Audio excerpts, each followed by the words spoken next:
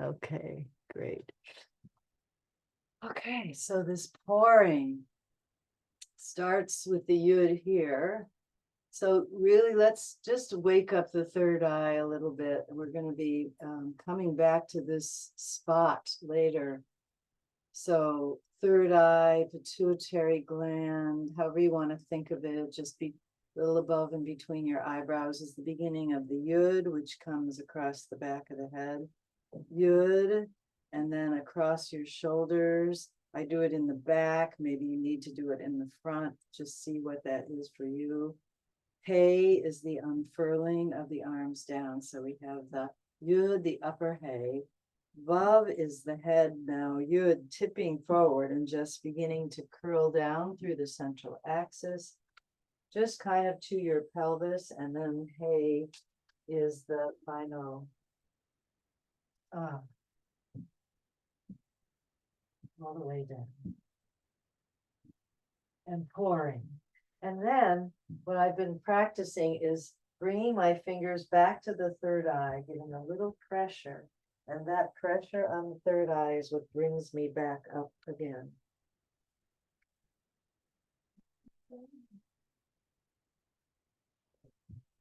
Yud, hey, vav, and then across the pelvis and down, hey. So we'll do it with the melody, touching the third eye, finding that little bit of isometric pressure that brings you up. The head is pressing into the fingers, fingers into the head, and that gives you a kind of support to unfurl. Yud, hey, vav, hey. Fingers to the forehead. Up, breathing in. Yud, hey, vav, hey.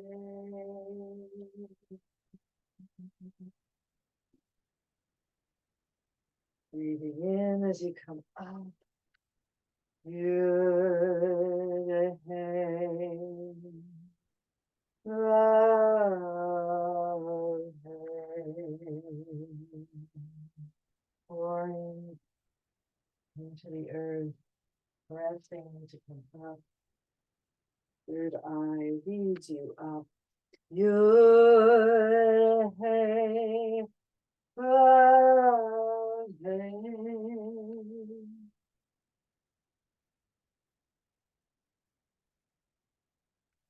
Yud, hey, vav, hey.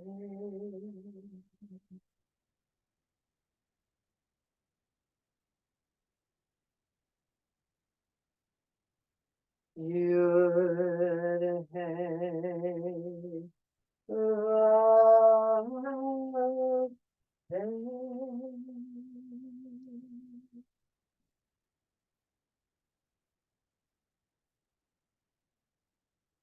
Yud, hey, vav, hey.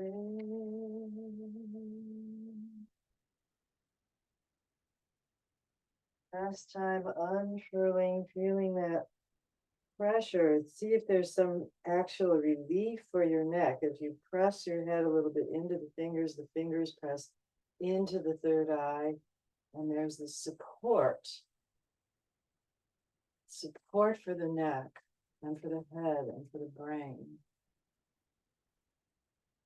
If you want to keep your fingers on your third eye for a moment and just put your thumbs on your temples and gently find the right exact amount of pressure that feels good to you. If it's too much, you can do it off the body. If you need more compression, give that to yourself, and just feeling the frontal lobes of your cortex being held. And the third eye, the pituitary, actually hangs down underneath the cortex, underneath your brain. And see if it wants to be compressed inward or lifted a little bit upward. What relieves your neck? Soften your tongue, jaw.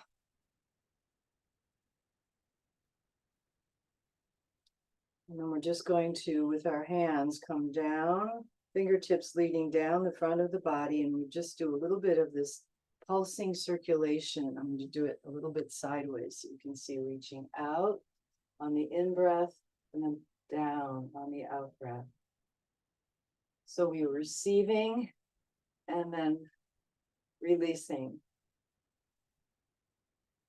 So the cup is always being filled and emptied.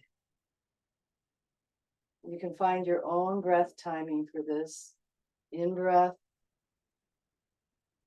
out.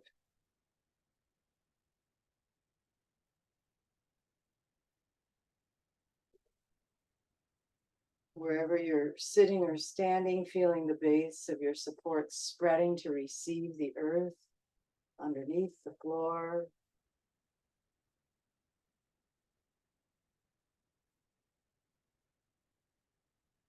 And then pausing with your hands right in front of your heart on your next breath cycle, and we'll reverse it. So reaching out and gathering, and then coming up with your hands. So this is an exhale and an inhale. Soft legs, and if you're standing, knees, ankles, hips soft, so that there's a sense of emptiness. Your legs are channels, your feet are spreading to receive.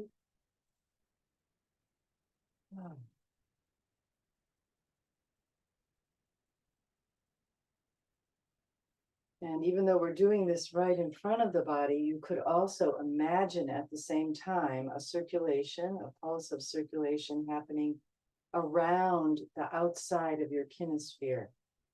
So paralleled to this, the grand circulation encompassing your whole body.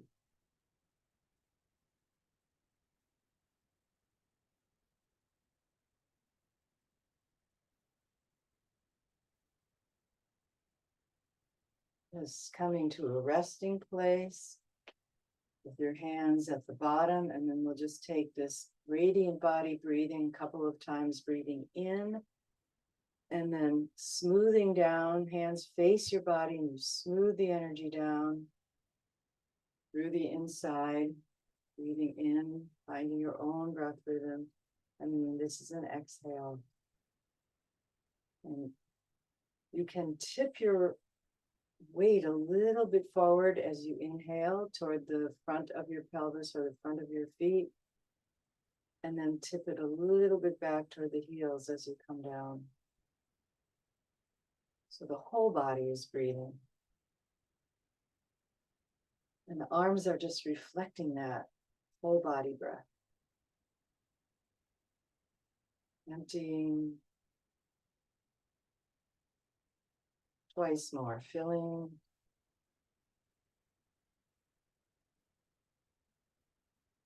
Emptying in your own timing. You can breathe in and out through the nose, or you can make the out breath come through your lips, which is a little more forceful.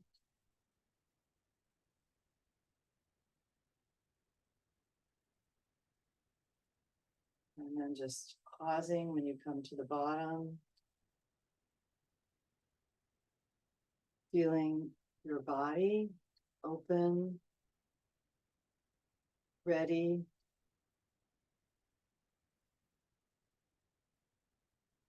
I'm just going to put on one more piece of music to close off this set, and you can just receive it or you can move with it. Just pausing and holding as you wait to hear this. Let's see if I got my computer sound on this time.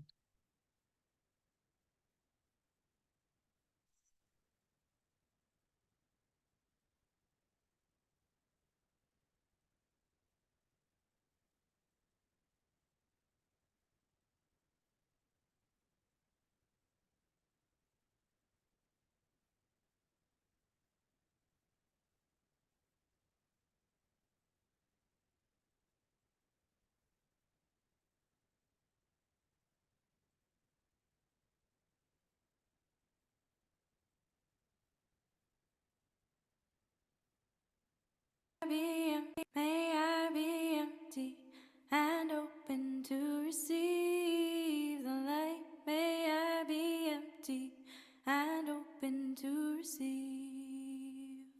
May I be full and open to receive the light. May I be full and open to receive. May I be empty and open to receive the light. May I be empty and open to receive. May I be full and open to receive the light. May I be full and open to receive. May I be empty and open to receive the light. May I be empty and open to receive. May I be full and open to receive the light. May I be full and open to receive. May I be empty and open to receive the light. May I be empty and open to receive. May I be full and open to receive the light. May I be full and open to receive.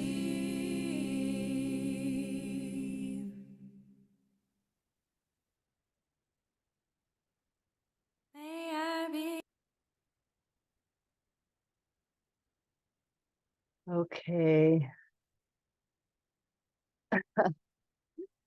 I cannot see you. They have changed everything. I updated, and now there's no gallery view available. Can you see each other? Just unmute and let me know. I cannot see you. Yes. Yes. Yes. we can see. Yes. Oh gosh. They changed everything. Okay. It's so annoying. Yeah. I don't know how to unshare the sound now, and I can't see you. But we can hear you and see you. You can see me as a speaker view, right? No, even we on see the gallery. gallery. We're in the gallery as well. You may want to go out and come back in. Sometimes that restarts everything. But then, All right, I'm going to make somebody else host. Yeah. For a moment here. clever rabbi. I'm making you host. And I'm going to leave the meeting and come back. Oh, now I can see you. Welcome back. May I be empty? Hand open. Let's just take a little. Oh, I wanted to say that can you make me host again? Yes. Sorry. Host. It's funny. Oh. I better mute. Reclaim host. Oh, I can do it. Oh, good. All right. Good. You got it. I reclaimed it. Oh, Zoom. You're now the host again. Good. I wanted to say that this kind of coming into the body in this particular way, like finding the divine anatomy in ourselves at the same time as we're waking up our physicality. It's a kind of a four-world deal. But I'm taking a cue from my friend Shalom Green, Scott Green, who and I don't know where he learned this, maybe he learned this somewhere, but he, instead of doing this thing that we often do, the namaste, and he does a kind of hand on the heart and B'Tselem Elohim. So that could be our Jewish namaste, B'Tselem Elohim. And I know also I watched the series, what was it called? Yunus Imre.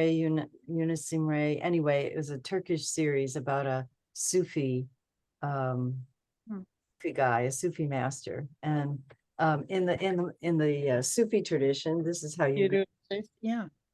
so, but B'Tselem Elohim, and I'm thinking about all these kind of practices as these, warm-ups, if you will, movement practices as a way to warm up our consciousness of being B'Tselem Elohim. So when we're embodying spirit in a Jewish context, rather than saying, okay, we're going to warm up our bodies now, we're warming up our asiya, our yitzira, our bariya, our imaginations, and our spirits, warming ourselves up with the awareness that we are B'Tselem Elohim. And the way my teacher, Bonnie Cohen, I think the way she languages this, not being, she's a Kabbalist, but she doesn't know it. She talks about it all being sourced in love. And it's the same thing. I think same thing. So let's just do a little go round. Let's try to contain it to just a minute or so. Let's see, a couple possible prompts would be, one would be, what is overflowing from your cup right now? Or we could also use the prompt that we used Thursday night when I had a little ritual for my birthday, that prompt of, what guiding question might you be holding right now? What's the question that you're sort of don't even know, maybe, that you're framing your path around right now? So those are two. If you have a lot more you want to share about your life, I just invite you to email us, because that's a great venue for us to stay in touch too, and just find out what's happening in your life. But this is an essential. So let's take a moment just to breathe with those two possible ways in. What from your cup, what is overflowing your cup right now? And that, could be any flavor. Or what question might be guiding you right now? Maybe a question you haven't even formulated for yourself yet.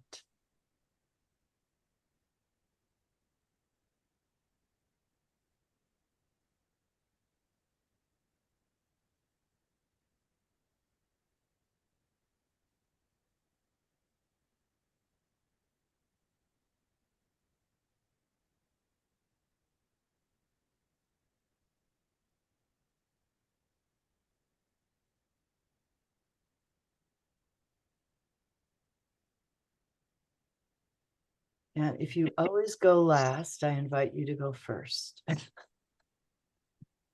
Michelle. My question has been, since Rosh Hashanah and Yom Kippur, how do I find peace of mind in troubled times?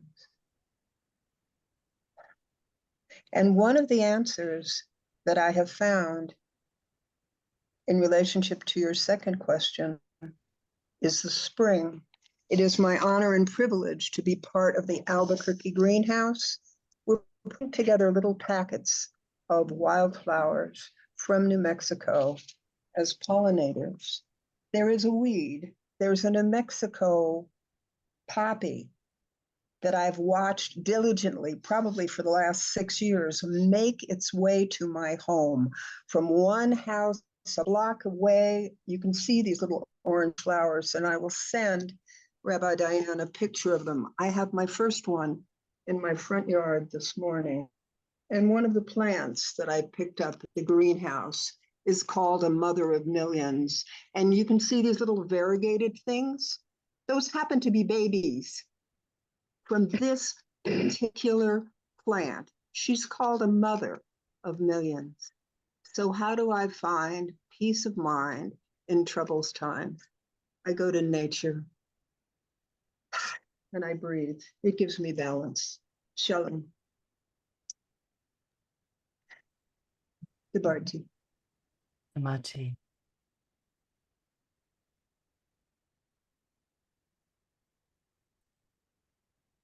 I'm going to jump in. First of all, I have to say, when I was hearing the Kosi Rivaya, I kept hearing Ozi. So I thought, isn't that interesting? My strength overflows rather than my cup.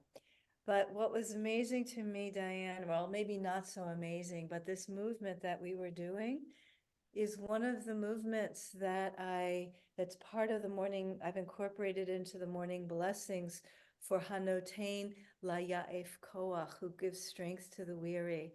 And I just completed it was over 12 weeks, but a 10-week workshop of morning embodiment practice. This is the first one I've done here in Portland in live with a group of 7 amazing women. And what this movement, as I did it with them, came to me was that I was not only, it was the giving and receiving, that I was actually releasing my releasing the weary parts first, and then receiving. So first releasing and giving them up. So I just want to share that little sweetness. And then the other thing, the question I've been asking is, how do I hold the complexities and bring forth the teaching that is needed at this time? The Bharti. Shamati.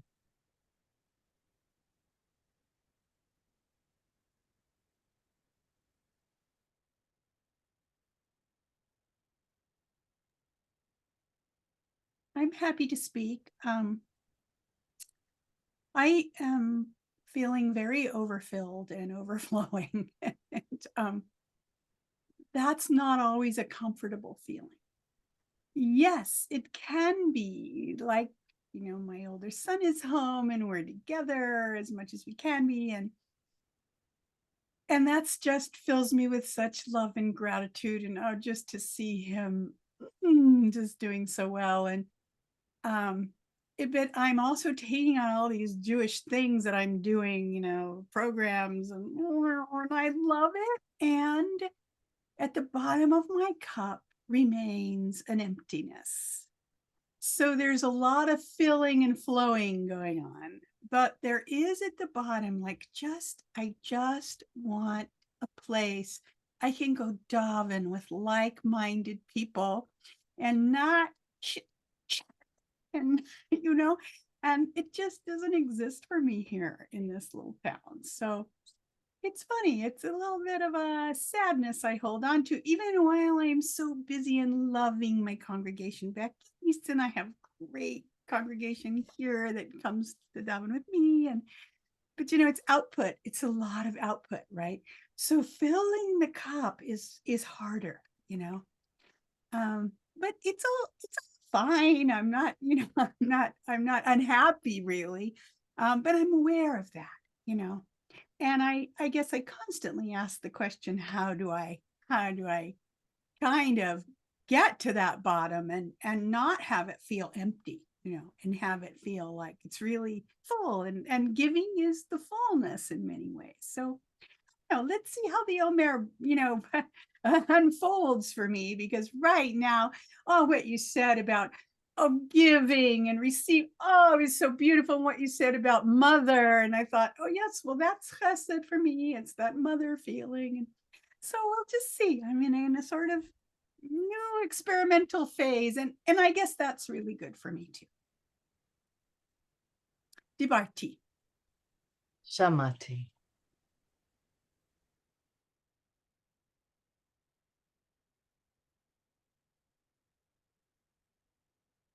If you always go first or last, go in the middle. Yeah. Oh, Rhonda, did you want to go? No, go ahead. I'll go after you. Okay.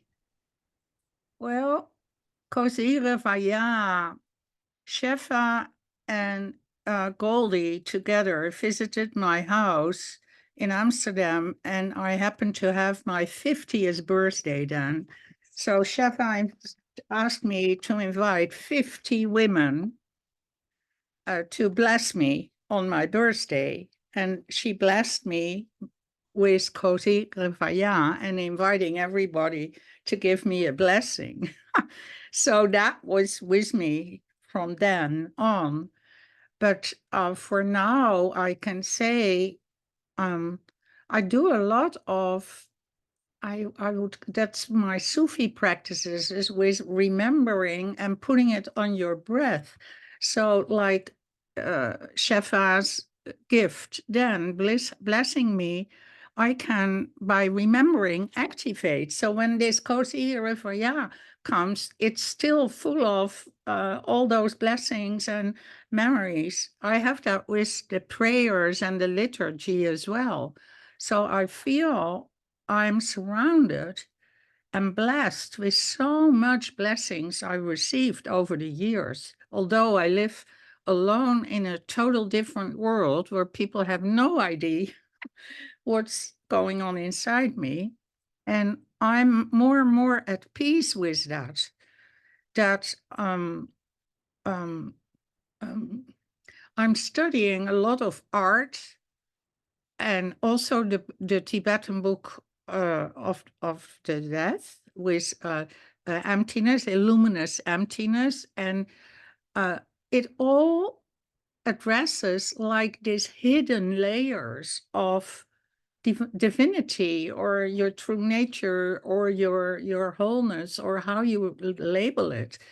And so I am more centered in this B'Tselem Elohim. So you gave it words this morning now for you, and for me that's my anchor, my perspective even.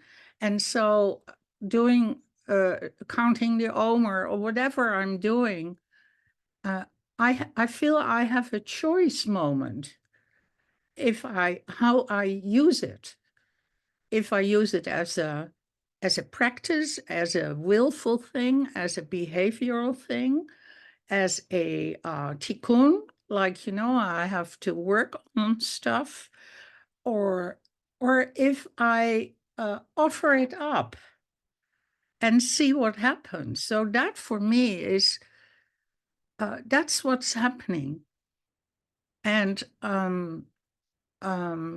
it's so helpful. I moved. My house is now in a forest area. So nature is so as a cloak around me, and the trees. And yesterday I went to a garden which was 200 years old, big trees, and the rhododendron, you say, is a rhododendron. They're in full bloom. It was so beautiful, so organic and flowing. And at the television, when I see the news and all the horror stories, so I live in this love and utter sadness also at the same time of devastation and destruction and beauty. And I'm blessed with moments of pause that I can just sit at home and let it, yeah, like you say, receive it and release it. Receive it and release it. Yeah. The Barti. Samadhi. Yeah. Rhonda? Thank you. I'm coming off the afterglow of a family Seder, which I basically created to do the shortest possible Seder so that I could keep everyone's attention. And the audience ranged from 7 to 75. And my, I guess my question and my prayer in everything now is, can I do this? Can I let go and just allow a soul perspective to flow through and trust that it's going to work out? And it worked out, and it was really beautiful. And I can't always stay there, but that's my hope to, you know, whether I'm watching the news or whatever, and what fills up that soul place. So I'm looking out the window and the lights shining on some bushes, and it's just gorgeous. You know, it's beautiful. It's very simple. And so I am very grateful that I can move into that space. Not all the time, but that's my hope. So thank you, Debarty. Samadhi.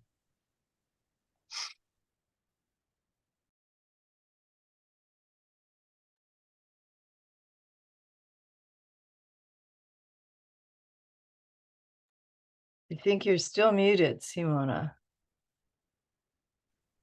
It looked like Ahuva was going to speak, but I'll speak. I'm happy to speak next.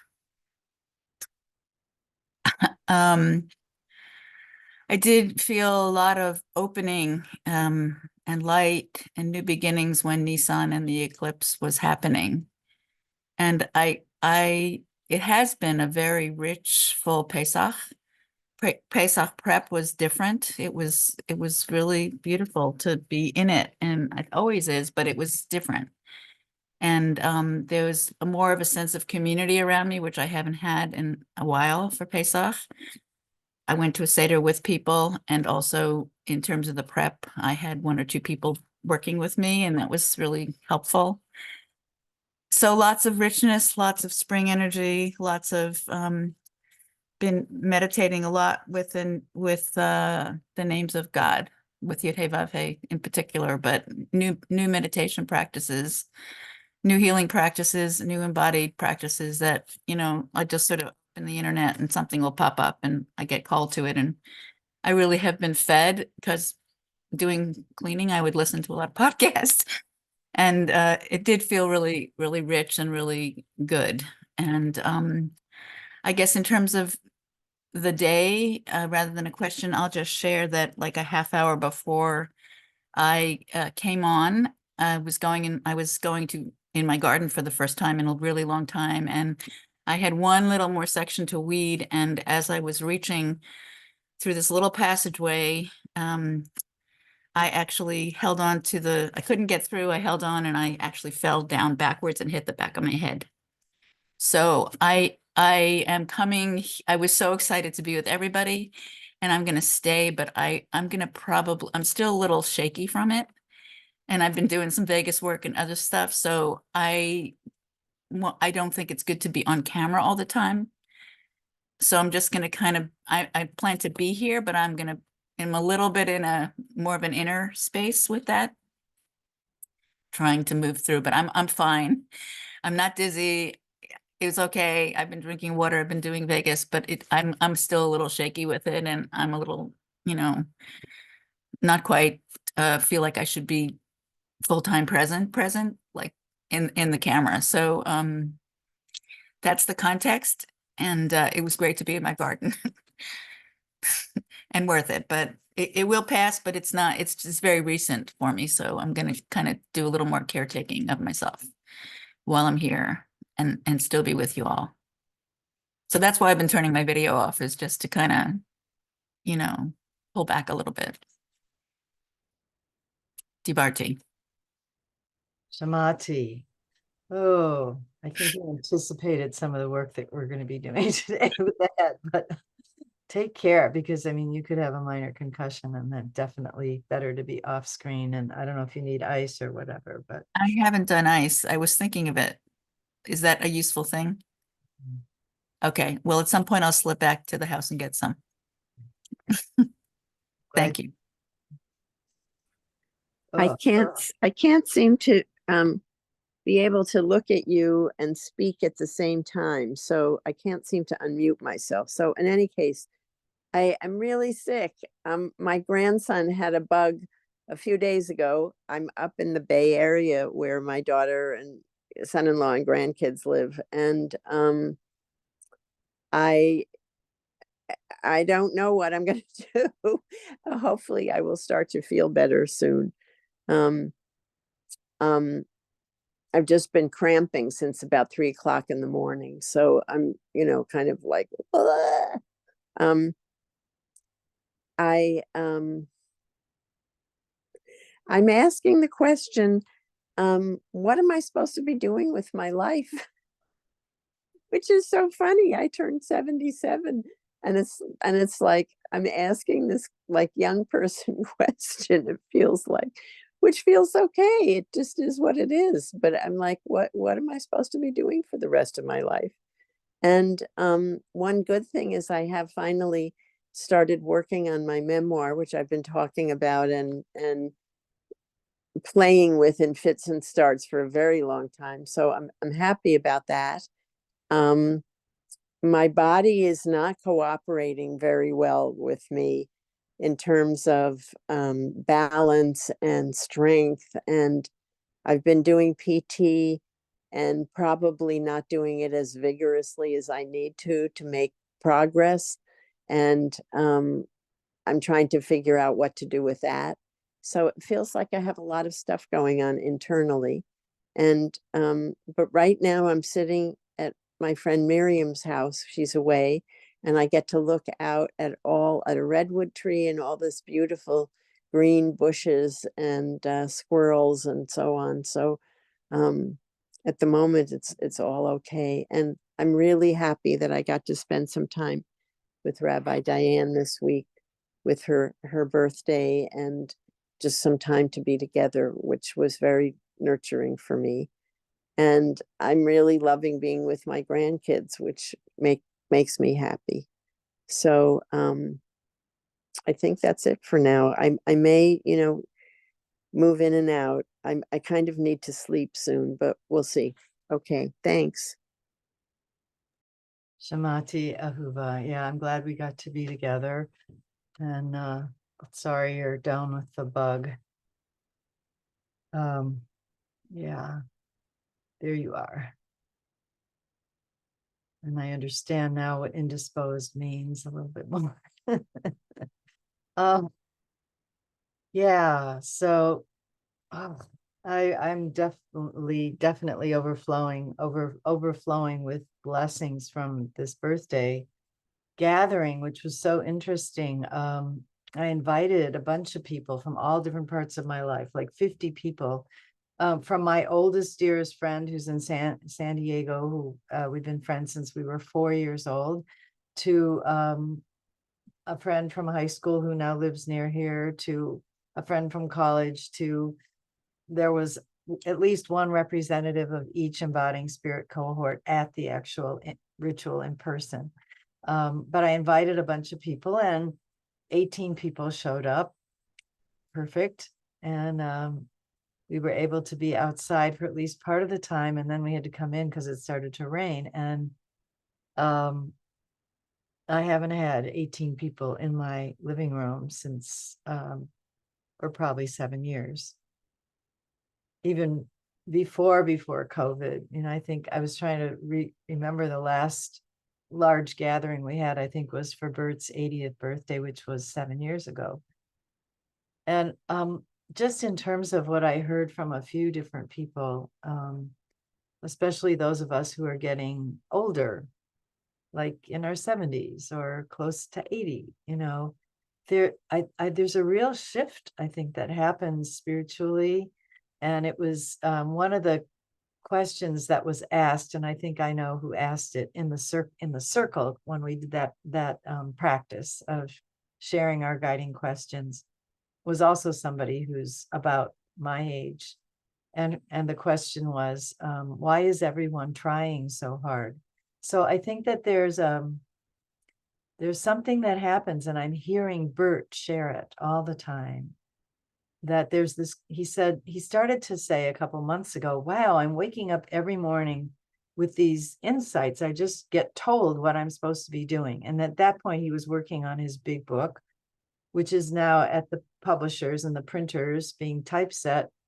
But he's working and almost done with a second book, which he had written beforehand, but it now is becoming a sequel to the first book. And so he wakes up being told what he needs to do on the book.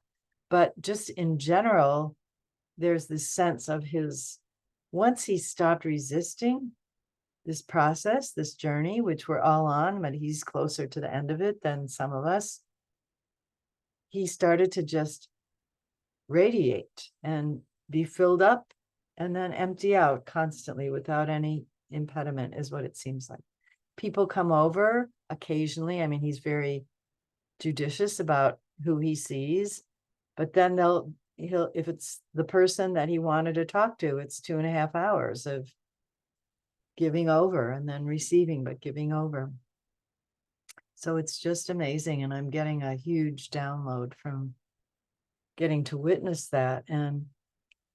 And also kind of like what's been shared from other people, it's the elevated aspect is mixed with just the most mundane and awful sometimes tasks, of cleaning up from the bodily emissions and, trying to find something to eat and keeping the house going. And we have some help, which is great now. And somebody's with Bert right now. But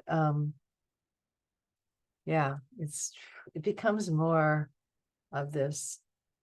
And it's really important. And it feels to me like that addresses what you brought up, Evelyn, about that empty place. And certainly something I've been working with. And now it's more about not working, but just allowing. So I feel like, let's just let's do something to sort of move that energy of all of us through and around, because I want to give some teaching before we break for a few minutes, and then teaching about the Omer and what I've been feeling and experiencing, and then do some practice, and then hear what you've been experiencing and learning. And I want to show us a little bit of brain anatomy and think about this question, a question that came out of the course, the series that I did with my teacher, Bonnie Cohen, this winter and spring. It's a great question. What is the significance of having a bicameral brain, two sides that are reflective of one another? Why are we formed this way? And what are the holy advantages of this sacred form? We spend so much time talking about especially in our neo-Hasidic circles, about unity and the oneness, and we're made with two-ness. That's how we're made. So what's that about? And where's the oneness? And how does the two-ness and the oneness connect? And then how does that relate to the tree of life, the Sefirot, which we don't really work with this up here, but really this is happening all the time. We work with the lower ones. So obviously today we are in we'll count and we'll do the chanting practice. Corolla's a little bit ahead of us, but hey, we'll do it. The majority are still in day 5. So here's a few things to chew on. Some of this stuff is I shared in the healing circle. So I know Michelle was there, Rivka was there. But I just want to share it with us as well. So just a few thoughts about Pesach and counting the Omer, and Pesach and the movement toward Shavuot and the 7 weeks. And this operates on so many levels, and the way that we most personally use it in our Jewish renewal circles, definitely as a refinement of our inner space, and looking at how the ritual structure buoys us up. It's a vessel that holds us up in the seas, or another image is holding us in kind of a web. And yet, as we do it together in community, it's not only an inner process of refinement, it's also a process of communal refinement. As we the more that we hold this intention together, the more that we are clarifying, purifying, in a sense, the communal connections of consciousness that then we pray and we hope begin to stretch out farther and farther so that there may be a web of connection. There is a web of connection, and that is being created by many different groups of people across space and time. I know probably all of us partake of or participate in different kinds of groups that are global, or at least regional. And I know that in the body mind centering trainings that have happened online, and I had a great conversation with Bonnie just a few days ago, and we're finally going to get together. It's been a little harrowing to, I live 10 minutes from her. She lives 10 minutes from me. But you know, they show a map of all the different countries where people are participating in this online course, thousands of people. And, you know, and she started with 12 people or 8 people, of 6 people in the living room, you know, 40, 50 years ago in New York City. And then she invited a few more people into her first training program. And then she decided community was important. So she invited and gathered more people. And we had the biggest summer, there were 100 people in the training program. And now it's thousands of people with satellite programs all over the world. And I don't know, I forget the number, it was something like 62 countries people were participating. It's unbelievable. And Bonnie is not a great organizer. So, but this is the mycelial organic. This is the cellular organization as opposed to the nervous system organization. And that's what we're going to talk a little more about. Back to the Omer, 3 aspects of the practice are contained in the verb root, samech, hey, resh, lispor, lisaper, and sapir. So this was a teaching that was clarified a couple of weeks ago at a B'nai Jeshurun's service that I went to with Roli Matalon, Rabbi Roli Matalon. And he just, you know, we've looked at this many times, but I love the way he just said it. So you could say that in counting the Omer, so Sifira is also from this same verb root. Lispor, to count. Lisaper, to tell. Sapir, sapphire. Light, reflected, radiated light. So in counting the Omer, lispor, we're keeping track with our count. We're being mindful of the days as they pass and clarifying our presence through the passage of time. And also, so that's the counting aspect, lispor. Lisaper, to tell. So operating on several levels, we're telling the story of our people's past. So a history. We're looking at the story of the agricultural year, the ripening of the crops, and that's part of our history, her story. The priestly ministrations in the temple, the bringing of the first fruits offering, which is what we're building up to. Well, the Omer is a kind of first fruits, and then we bring the real, you know, strong, the macho, if you will, first fruit offering on Shavuot, the wheat offering, and the other first fruits. And the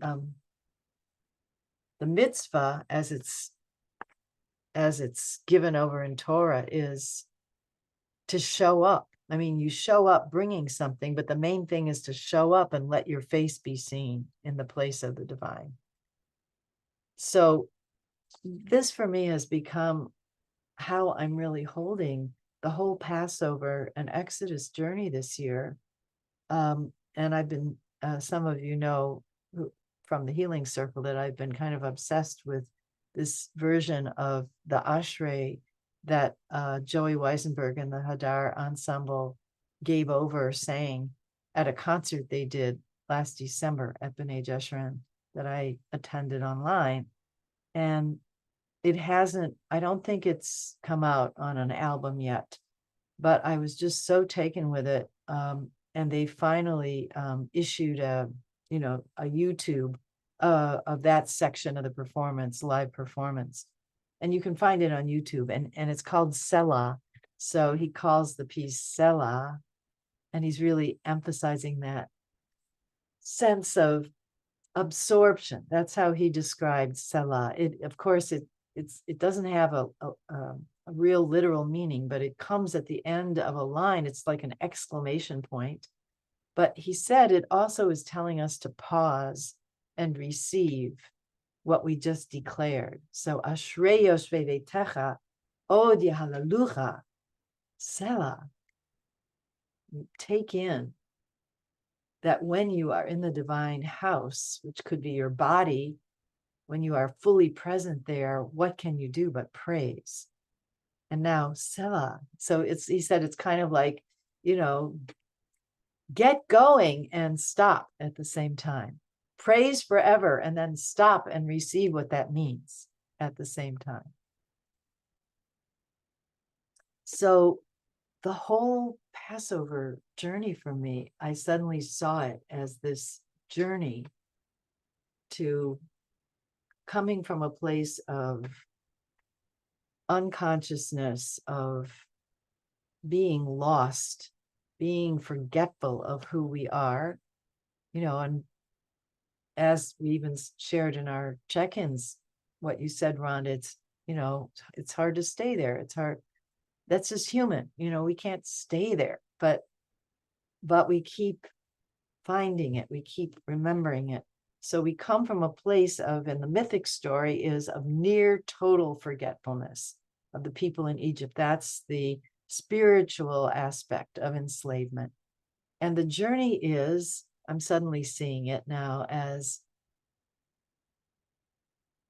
a process of moving toward dwelling in the divine house. Ashrei Yoshvei Veitecha. Whatever that means, fully dwelling in this body, divine house, or the house that I'm dwelling in, even though it's a house where we're dealing with illness and encroaching death, it's a divine house. How does that happen? Or the grocery store. So that was one of my questions. Where is God in the grocery store? How is that a divine house? How am I dwelling in it? And remembering and having the tools to remember, because we know one of the big teachings was that level of forgetfulness where you don't even know you've forgotten. You don't know what you've forgotten. You don't know what you're missing. So it's a gift, first of all, to be able to know what you're missing. That's the groan, to know that this is not a state that I want to be mired in or dwell in. This is not the state I want to dwell in. I'm not going to beat up myself because of that. I'm not going to beat up on myself. That's the place where we need the 13 attributes, which is what we read in the Torah the other day, yesterday. Was that just yesterday? Yeah. That's what we need on Pesach. Hey guys, you're a mess. You're enslaved. Can you have compassion? Can the divine show its compassion and teach us that that's the way we need to be with ourselves in order to come out? So I know I shouldn't interrupt, but do I was so, interrupt or have a question or whatever. no, I was so struck by that not knowing business. And I'm always there, but made me think about Purim, how really what we're trying to do is not know. In a way, we're trying to confuse what we think is right and wrong, what we think is good. And so that just struck me that then Pesach comes, and there's another journey to kind of respond to that. I don't know. Yes, that's exactly where I'm sort of going with this, Evelyn, is that that we have to also enter the not knowing or the off-centeredness. in order to refine ourselves, because if we stay in what we feel is the centered place or the known place, then there's nowhere to go. Then we don't. So the gift of going off balance, and that's how I've been seeing the chanting practice, is a constant going off center and returning to center. And that takes us also back to the Sefer Yetzirah. And how do we put the divine on its foundation and this coming back to center? But center is not a one place. It's dynamic. And so yeah, from Purim, where the divine is, aster, hidden. And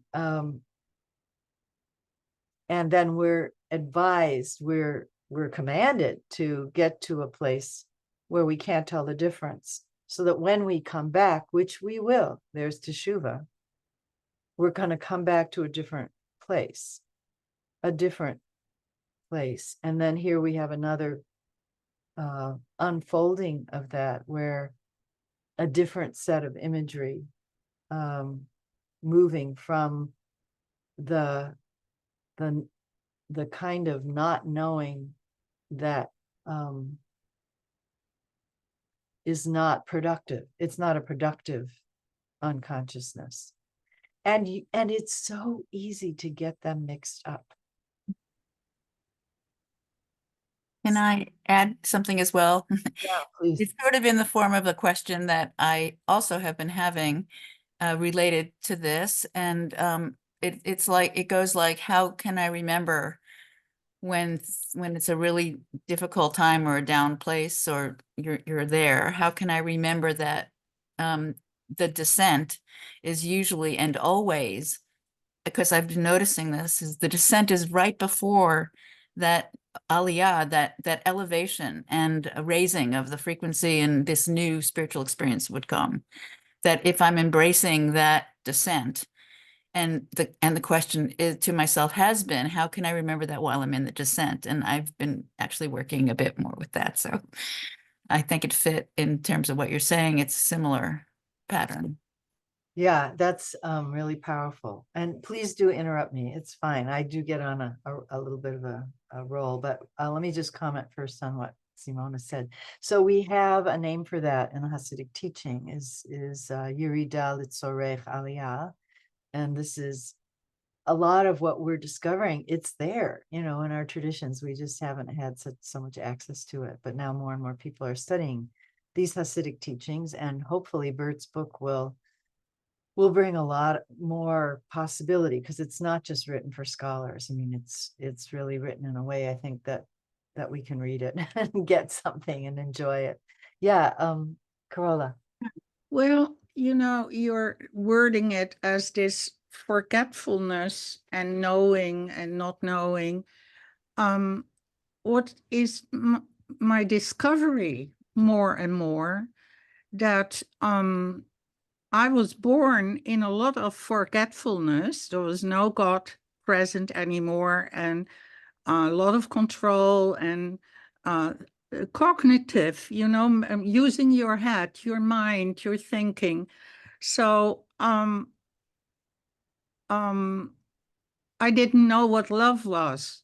And so I tried to understand and go out in the world, but that sort of forgetfulness, how do I say, that kind of knowing was a constructed knowing. So I, by my body work on all kinds of layers and levels, feeling my breathing, feeling my body as a landscape or a spaciousness, a different knowing returned. And to be honest, for me, there is a huge knowing in my cellular being. And that has nothing to do with forgetfulness. That has to do with the wonder of life.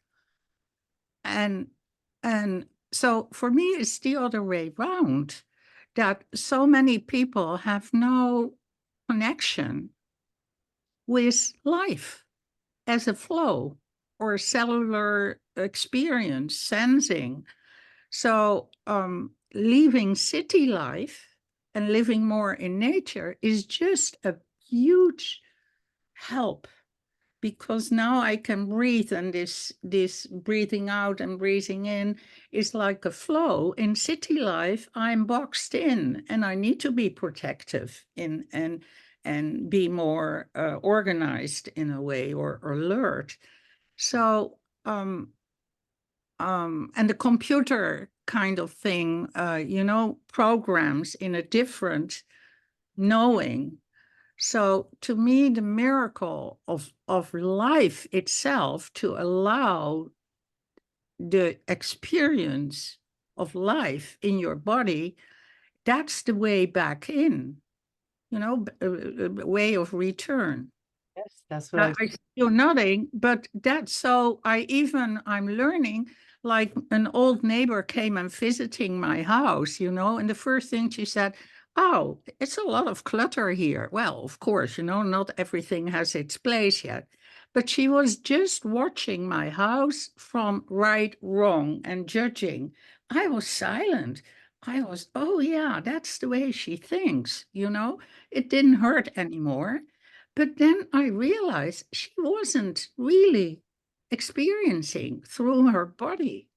She had her opinions, her ideas, and the way she projected how she wished me to be happy in a house. And there was a huge difference. I fell silent, and I thought, oh, gee, I have to not react anymore or resist this or fight this. Just let her have her way of thinking. How can I express from my knowing? And that's the challenge.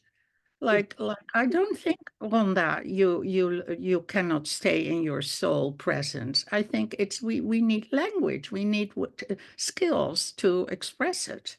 that is what the body mind centering community has been doing for the past 50 years with Bonnie. And imagine what it's like if you've devoted your whole life to the cellular knowing. Then Yeah. how do I share this in a way that is receivable in the right moment? What is the teachable moment or the shareable moment? When is it too much for people? And when do I just have to do what you said, fall silent, Yeah. and just be as Yeah. best I can in the way that I am learning or that I know. And that does begin to change things. So that goes back to a friend's question, why is everybody trying so hard? Is there a different way that we can radiate this knowing? And I just invite us to keep playing with knowing and unknowing. When is it appropriate and necessary to let go of a certain kind of knowing so that we can receive a different level of knowing, a different level of, yeah, Michelle. I've said this in the past, but it's one of the greatest, one of the things I've learned. I've got a capacity for describing in color, glossy, emotional photographs the most hideous things in the world, and clawing myself to bits and going back and over describing those things. And the tool that I was given was yes and. Yes means I don't try to run in front of it, behind it, crawl under it, or any of that. I acknowledge the fact that I'm very good at describing anguish and terror and hideousness. And the question is, and what else is there? And for some reason, the intellectual in me gets very excited about looking at the hideousness and saying, you're really good at describing that, Michelle. But what else can you see? And then I start looking at the blessings of being appalled by that and thinking about what can I do to give back, and how can I hold that hideousness and light a candle. What else can I do?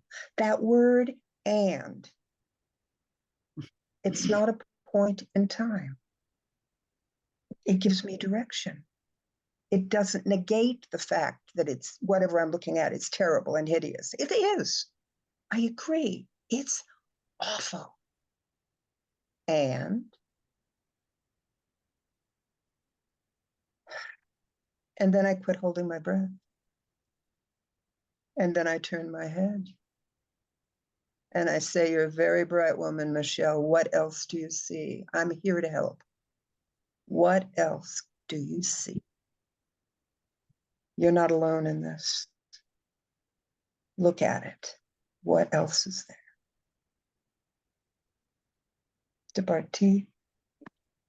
Okay, let's take a breath because there's a lot more and I really do want to do the practice and get to moving, but thank you for all the sharing. And it's very rich. So just a little bit more here. Kabbalists taught that each sephira contains all the other sephirot. And so this is an image that came this year as I was doing the chanting practice. Just as the chrysalis spun by the caterpillar contains the template of the butterfly, so each sephira is a cocoon that gestates the entire tree of life, the soul structure of the cosmos. So when we are holding together the two sephirot of the day, we're really asking ourselves to imagine and embody the particular quality of that daily sephira as it is swimming around inside the cocoon of the weekly sephira. So for instance, for today, Hod and Chesed, what is the shape and the color and the flavor of Hod? And this, of course, presupposes that we have had some practice with each individual sephira and have a sense of what the flavor of it is and what it feels like and how it feels to move with it, where it is in the body. So this is a little bit more of an advanced practice, you could say. But what is the shape, color, and flavor of Hod as it's held within the chrysalis of Hesed? What is the chrysalis or the cocoon of Hesed feel like? What's the nature of the liquidity inside it that holds the template of the entire tree?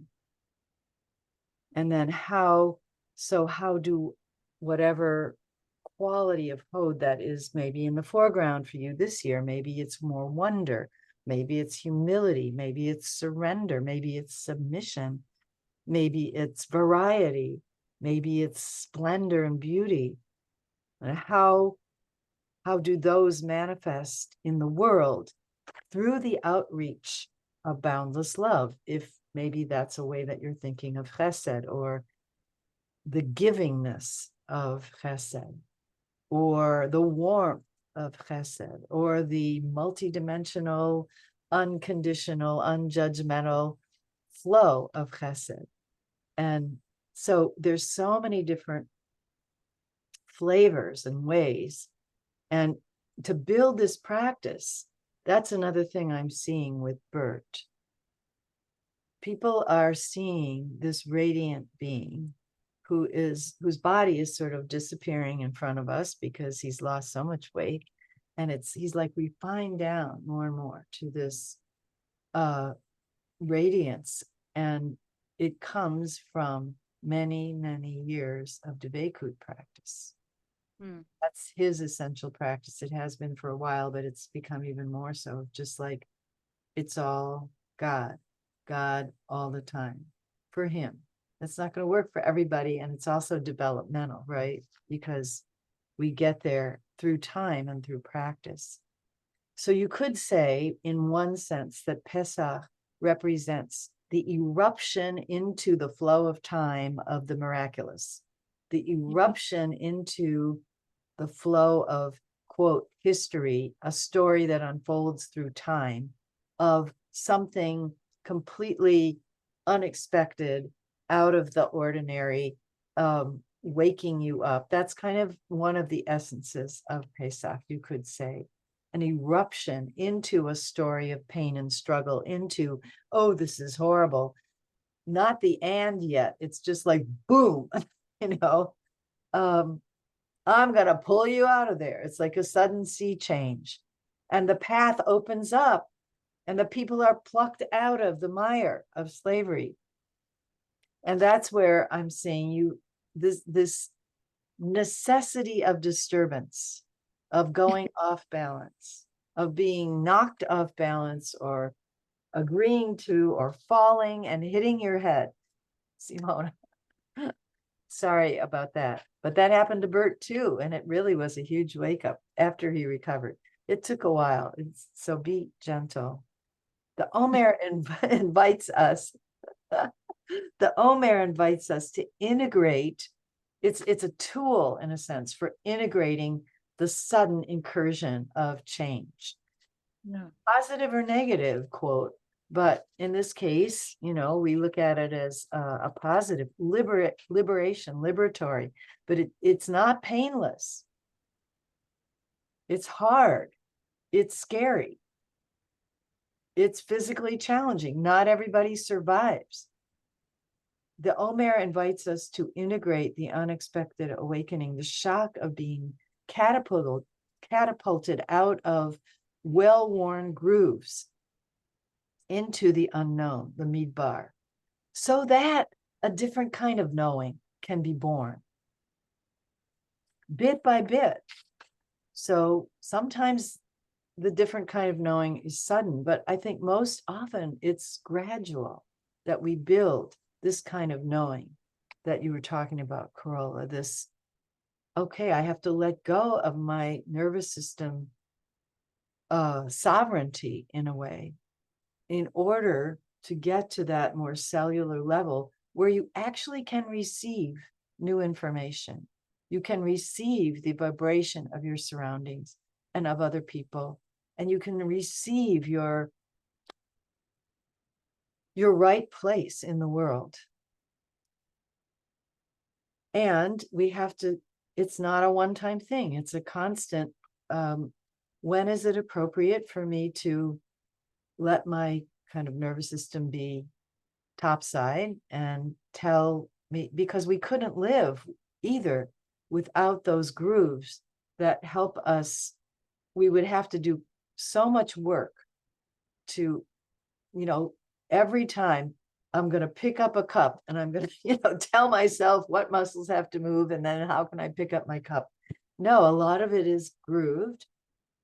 And so that's good that we need that bicameral big cortex. But then we have these little organs that are right along the center line of the body.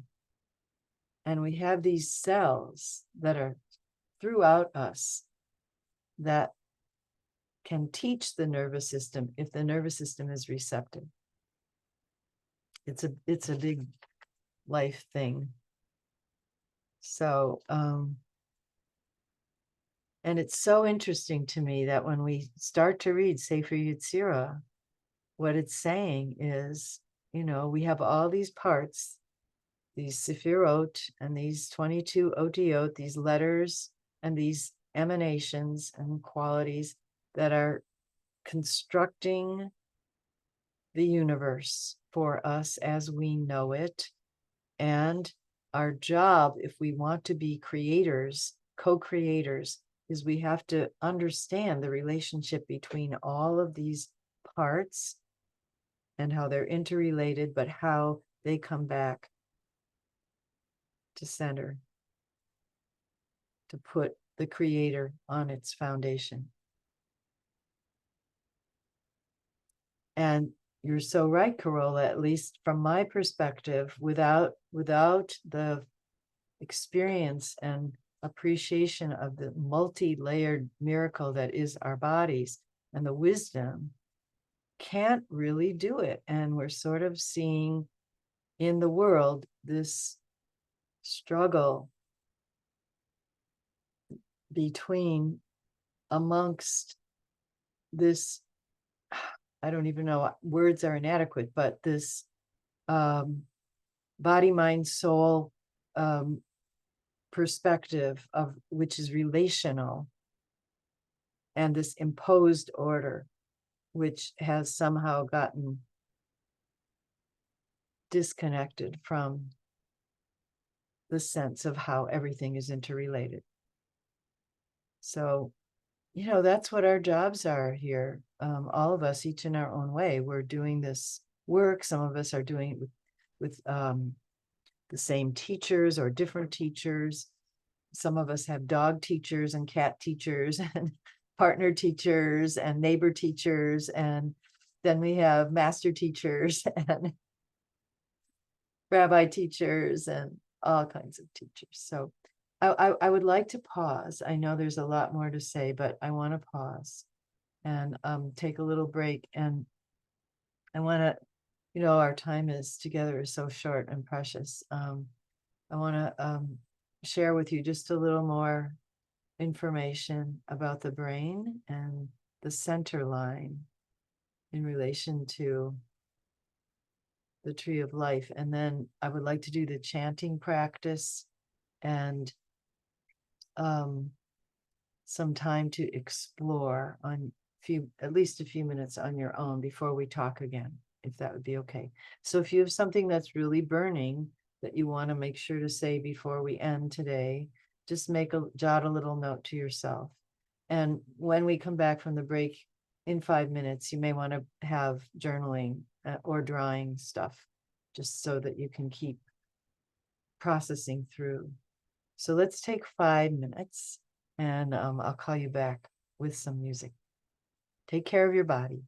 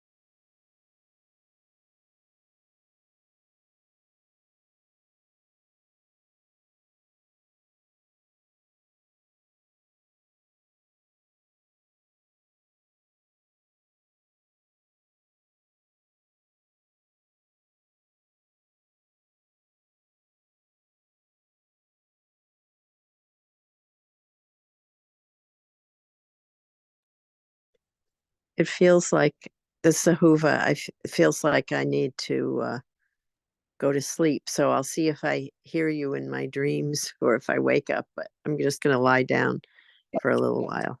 Sure. Sending healing and love.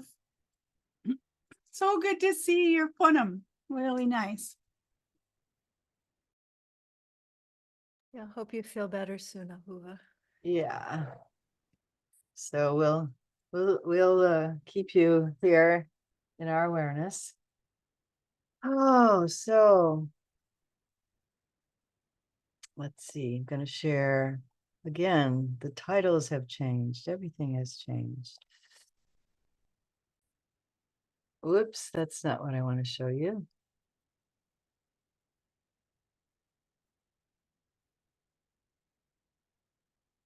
I don't want to show you the slides at all.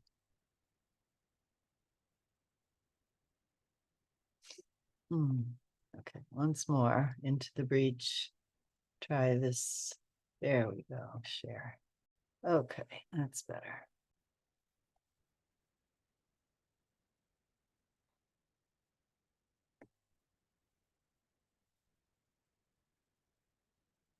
Okay.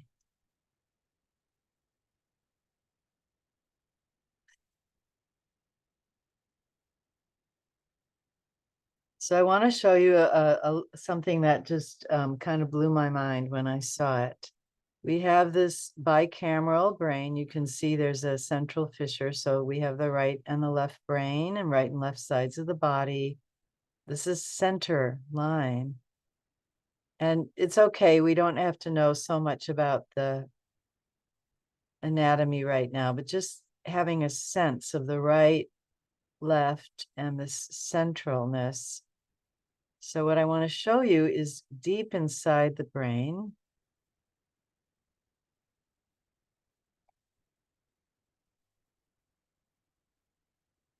So this is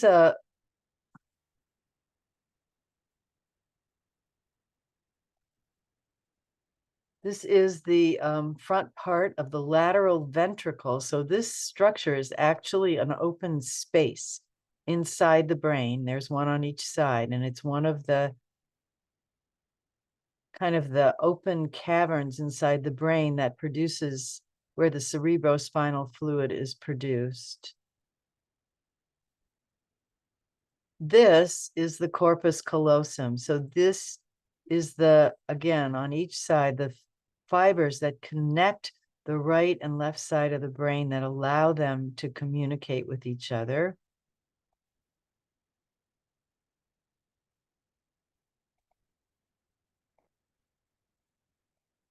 And this little membrane, this little membrane, the green,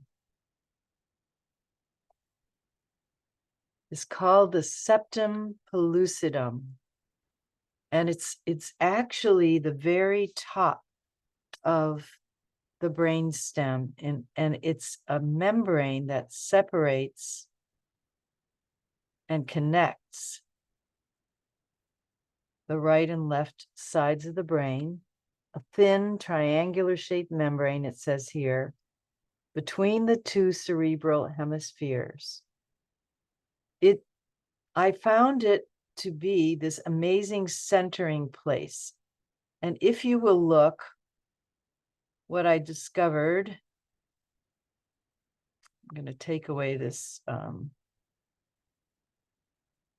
sphenoid bone too. If you take a look inside here, right here, this is the optic chiasma. So it's the place where the two optic nerves coming from the eyes cross from right to left, left to right. It's a crossroads for our visual integration. And right underneath, okay, I'm going to take away the temporal bone as well. Right underneath, whoops, the optic chiasma, which we just looked at there, is the pituitary. So we're talking about the third eye, or da'at. We have these three structures. The septum pellucidum, which is really, if we were to take away all of these structures of the brain, we could see the brain stem kind of coming right up through and underneath, connecting the right and left hemispheres, cortex. The cortex being the most recent part of our brain, but it was fully developed in size 40,000 years ago. It just took, that was the point at which we sort of had this sea change in our consciousness, human consciousness. Scientists think that about 40,000 years ago was this explosion of consciousness. We had the brain tissue, we just hadn't made that shift yet. Okay, so here's, you can see the membrane. Even I'm going to take away the, if I take away the, okay, you can see it extends back a little bit and down. It's curving down. Right on top of the optic chiasma, right lined up with the front of it is lined up with this, which is almost, there's a little curve there. It's almost lined up with the pituitary. Those three structures lining up right along the center line of the body.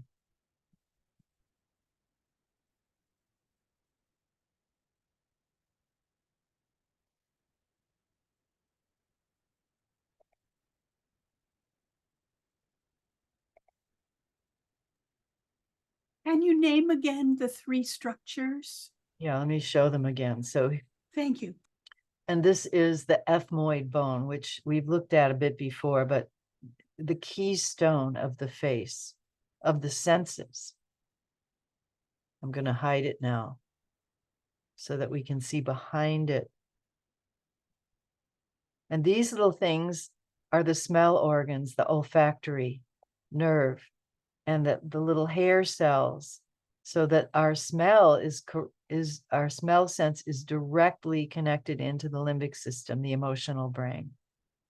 So here again are those three structures. This is the membrane that separates the right and left cortex. It's a place of separation and connection, touching. And the front of it is almost right above the optic chiasma, CIHIASMA,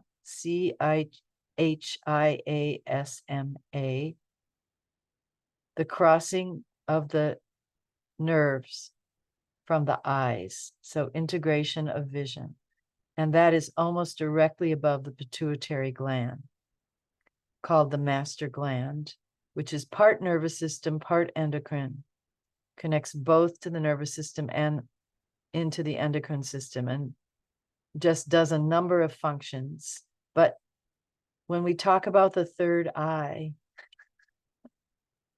and just seeing that axis from here through here, whoops, not there, through,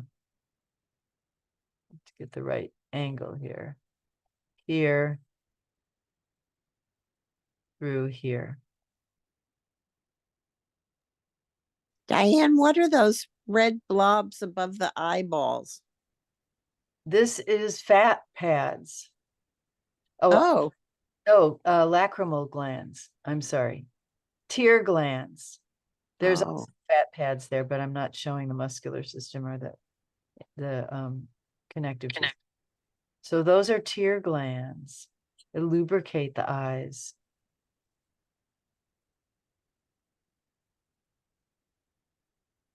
So it's just like this mirror. Who could have designed something like this? What could have designed this? So let's come back together. I'm going to stop the share.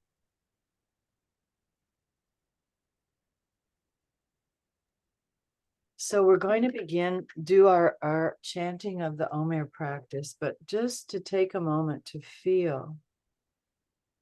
For me, this is a huge, I have worked with one way that you can work with balancing your eyes is to make a little triangle and then look at something right in the center of it.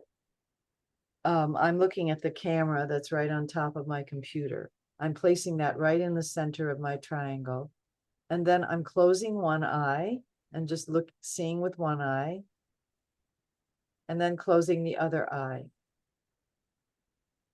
And what I notice when I do that is that with my left eye, the thing I was looking at remains right in the center, but with my right eye, it moves off to the side.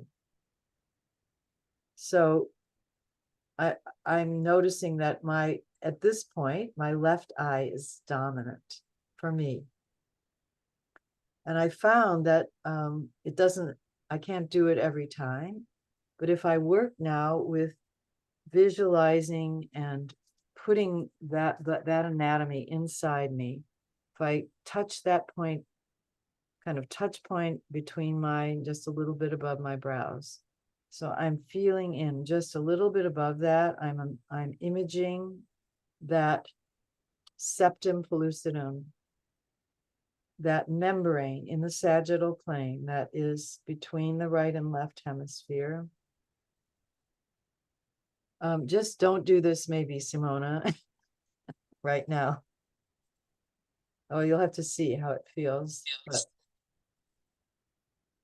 And then I'm coming down from that and I'm sensing the nerve pathways coming from the back of my eyes, moving out through the eye sockets and then crossing right underneath that. And they're heading toward the visual cortex, which is at the back of your brain. So you could put a hand in the back to balance and just breathe and kind of imagine. Remember the diagram, the model. See what it feels like in your own body. Is it off to one side or the other maybe? Or does it want to adjust itself? It's enough just to sort of imagine it and be with it. You don't have to try to do anything. Once we're bringing awareness to the tissue, the cellular tissue, it knows what to do. It knows what it needs to do. And then right underneath that, the pituitary. Those three structures. And breathe. And of course, you can carry it all the way down. And we have glandular centers all the way down the axis. But for right now, and you probably should at least think about bringing it, feeling the base of your pelvis.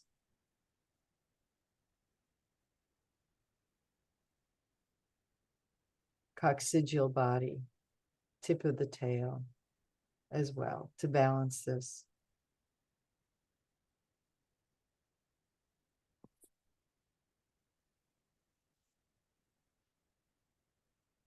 So just take another few moments and breathe. You can also, just keeping maybe your eyes closed, you can bring your hands gently to either side of your head, as if you could gently hold your cortex, and just practice tipping your head. So it's almost like you're pouring sand or liquid from one side of your brain to the other. And begin to feel gravity. You do this very slowly. Tip and let it pour in one direction, then gently tip slowly, slowly back toward the center. And as you're doing this and then toward the other side, you may notice that you don't quite know where the center is anymore. That's okay. If you get dizzy, you can always just stop, open your eyes, look at a finger or take a drink of water. This can be disorienting, but that's part of the practice, actually.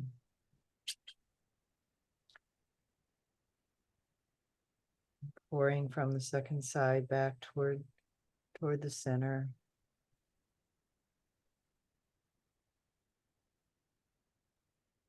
Just relaxing your arms, and again, just maybe your eyes are closed and you're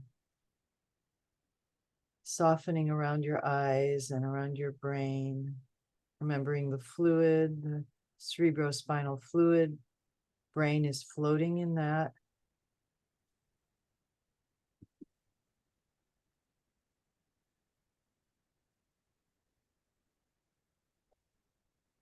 And again, bringing some awareness to those three little central structures, the septum pellucidum.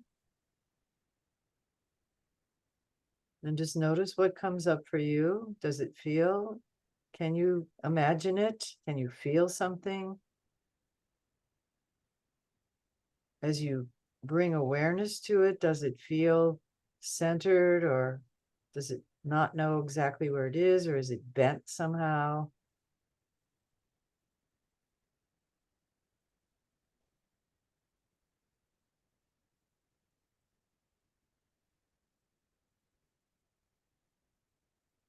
And then the optic chiasma, the crossing of the optic nerves, maybe an inch below that, a little bit below that, half an inch below that front of the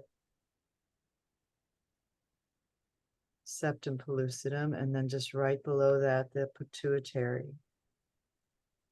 The center of integration, Chokhmah Bina Da'at.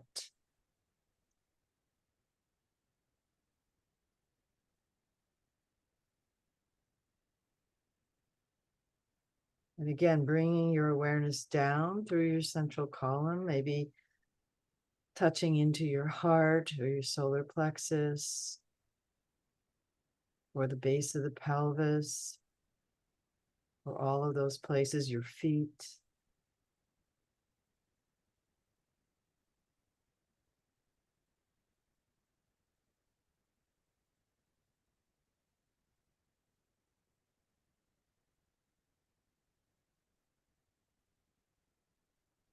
And gently, if you can, to let your eyes come open and refocus through your triangle. Look again at whatever you were looking at through the triangle of your hands, just gently, soft eyes. And again, try looking with one eye and then the other eye. And it's quite changed for me. Now each eye moves off to the side equally in my visual field. I have balanced my vision doing that. I don't know if that happened for you, but this is something to play with.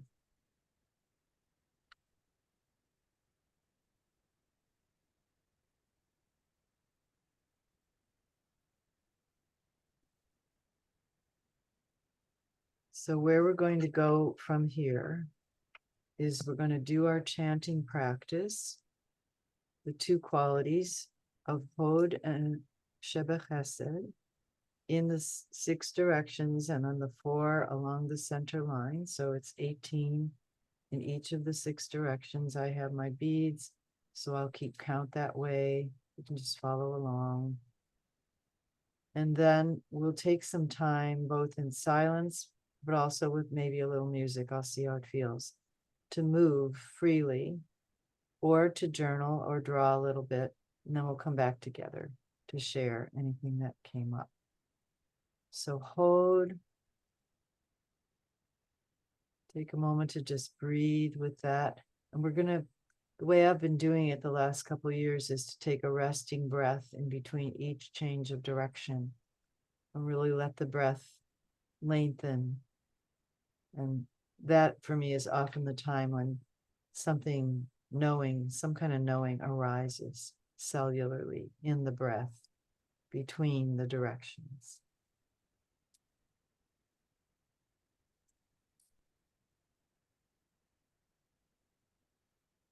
Hod and Chesed, the cocoon of Chesed, and holding the whole tree, and then highlighting that quality of Hod in its cocoonedness. And each time that we go off leaning, could be just your head, might be your whole body, you might be doing it standing or sitting.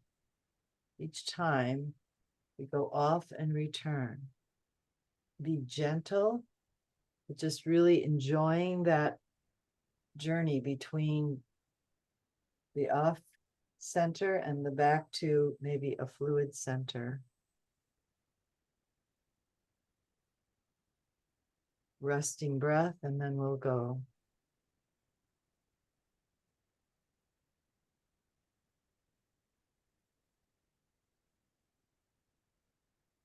To the front. Hod Sheba Chesed, Hod Sheba Chesed, Hod Sheba Chesed, Hod Sheba Chesed, Hod Sheba Chesed, Hod Sheba Chesed, Hod Sheba Chesed, Hod Sheba Chesed, Hod Sheba Chesed, Hod Sheba Chesed, Hod Sheba Chesed, Hod Sheba Chesed, Hod Sheba Chesed, Hod Sheba Chesed, Hod Sheba Chesed, Hod Sheba Chesed, Hod Sheba Chesed, Hod Sheba Chesed. Resting breath.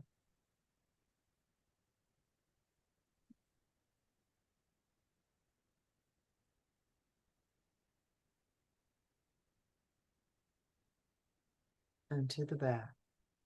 Hod Sheba Chesed, Hod Sheba Chesed, Hod Sheba Chesed, Hod Sheba Chesed, Hod Sheba Chesed, Hod Sheba Chesed, Hod Sheba Chesed, Hod Sheba Chesed, Hod Sheba Chesed, Hod Sheba Chesed, Hod Sheba Chesed, Hod Sheba Chesed, Hod Sheba Chesed, Hod Sheba Chesed, Hod Sheba Chesed, Hod Sheba Chesed, Hod Sheba Chesed, Hod Sheba Chesed.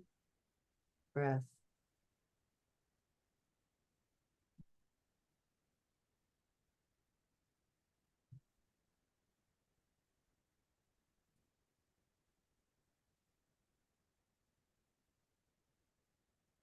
To the right.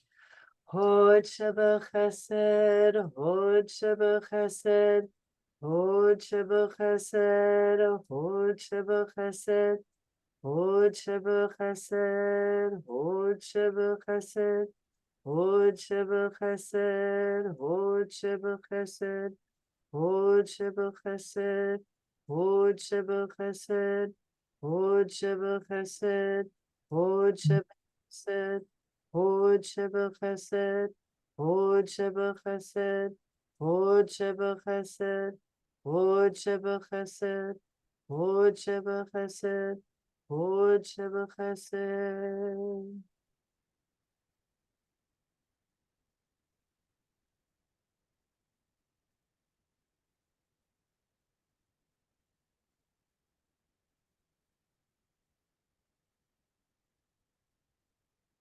To the left. Hod Sheba Chesed, Hod Sheba Chesed, Hod Sheba Chesed, Hod Sheba Chesed, Hod Sheba Chesed, Hod Sheba Chesed, Hod Sheba Chesed, Hod Sheba Chesed, Hod Sheba Chesed, Hod Sheba Chesed, Hod Sheba Chesed, Hod Sheba Chesed, Hod Sheba Chesed, Hod Sheba Chesed, Hod Sheba Chesed, Hod Sheba Chesed, Hod Sheba Chesed, Hod Sheba Chesed.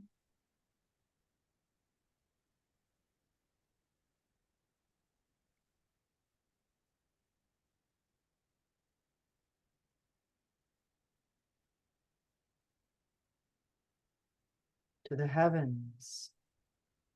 Hod Sheba Chesed, Hod Sheba Chesed, Hod Sheba Chesed, Hod Sheba Chesed, Hod Sheba Chesed, Hod Sheba Chesed, Hod Sheba Chesed, Hod Sheba Chesed, Hod Sheba Chesed, Hod Sheba Chesed, Hod Sheba Chesed, Hod Sheba Chesed, Hod Sheba Chesed, Hod Sheba Chesed, Hod Sheba Chesed, Hod Sheba Chesed, Hod Sheba Chesed, Hod Sheba Chesed.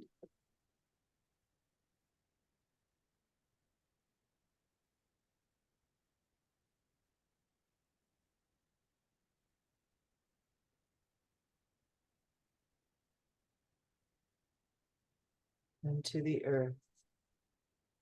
Hod Sheba Chesed, Hod Sheba Chesed, Hod Sheba Chesed, Hod Sheba Chesed, Hod Sheba Chesed, Hod Sheba Chesed, Hod Sheba Chesed, Hod Sheba Chesed, Hod Sheba Chesed, Hod Sheba Chesed, Hod Sheba Chesed, Hod Sheba Chesed, Hod Sheba Chesed, Hod Sheba Chesed, Hod Sheba Chesed, Hod Sheba Chesed, Hod Sheba Chesed, Hod Sheba Chesed.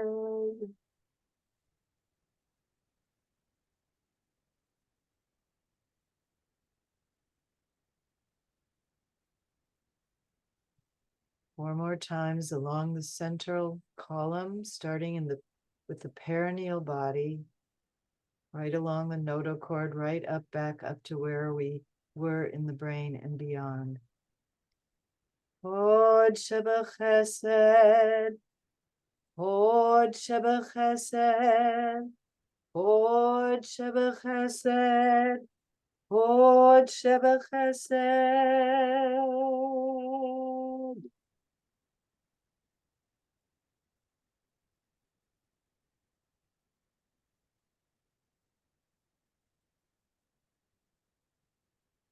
We're going to take 5 minutes now to just be with, to meditate,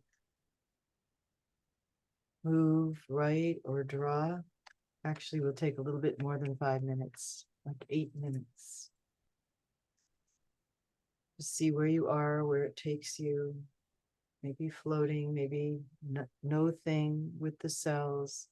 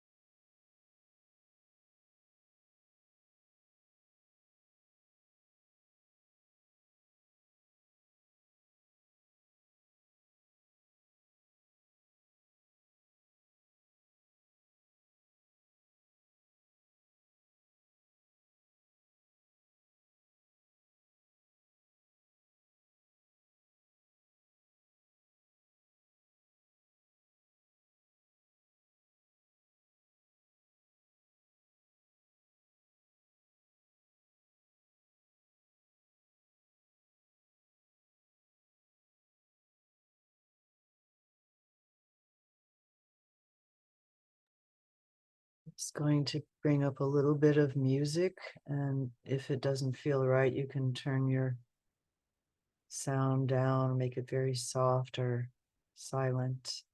Just a few minutes and see if you want to move with this in some way or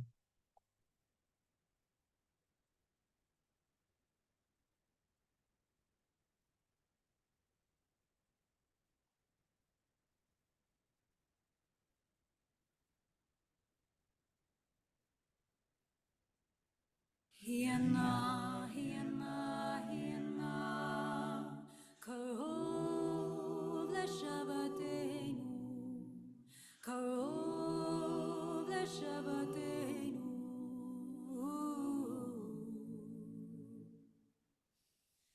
Yehina, yehina, yehina, chastecha lenachamenu, chastecha lenachamenu. Ki atah Hashem haonu beitzava, haonu beitzava.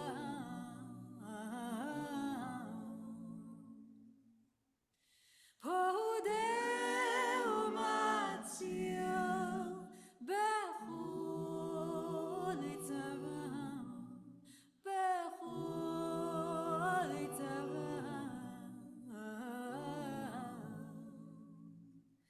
V'tzuka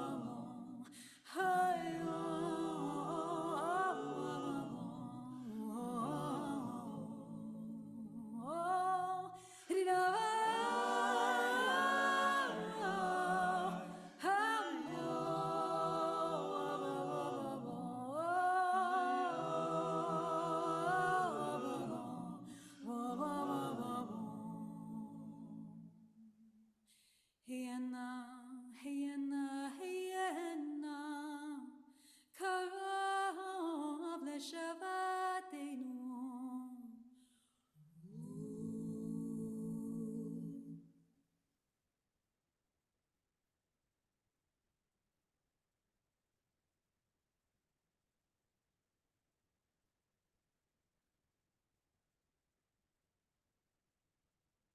let's gently find our way back together. A little time to share.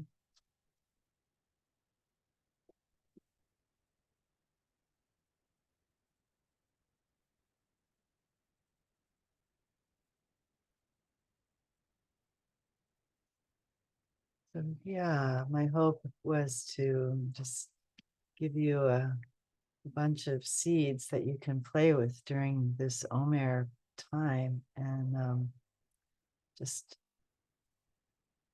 curious what you experienced, how that was for you, or anything that came through that you want to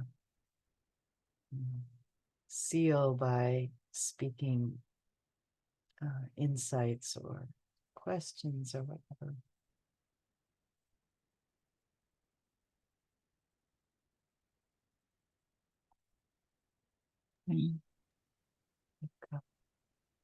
I'm gonna just speak first and thank you everyone for your presence, and I'm been laying still and processing internally, and I'm gonna come off the video first. So I will check your sharings when the recording comes back.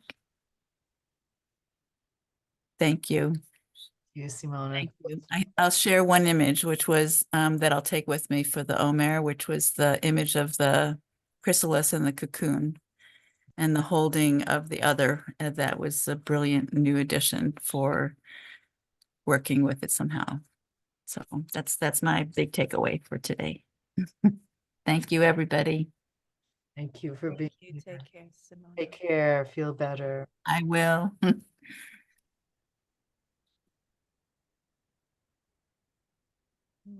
There we go. Oh,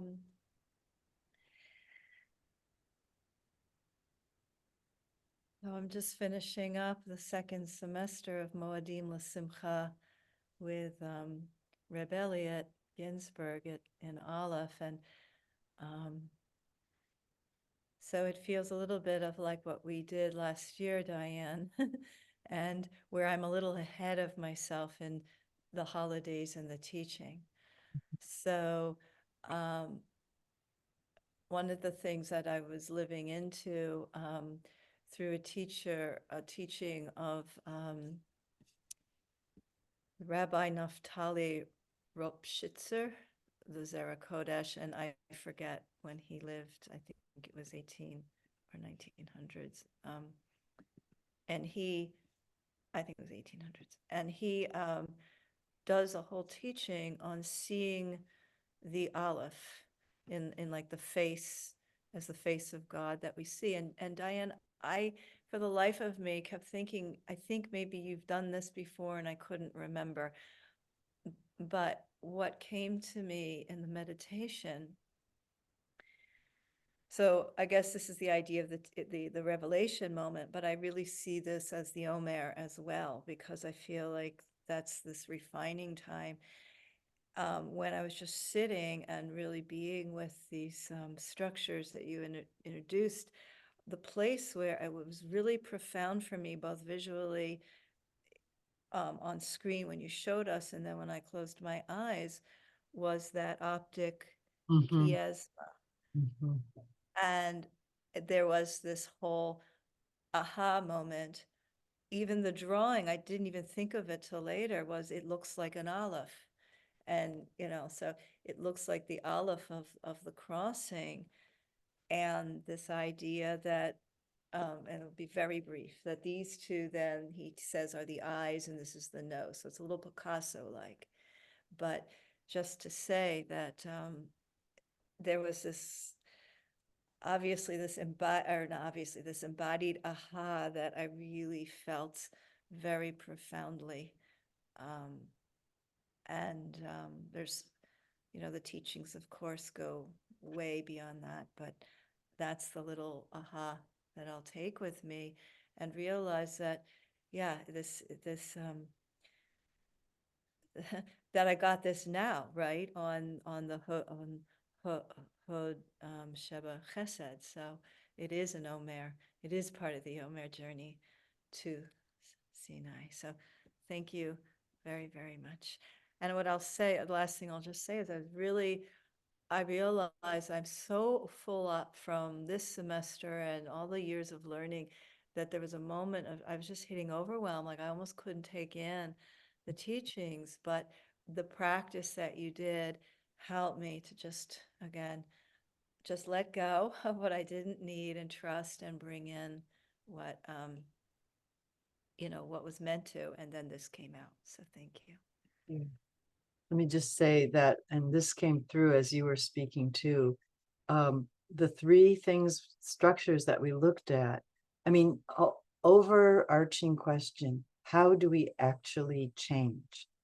How do we change?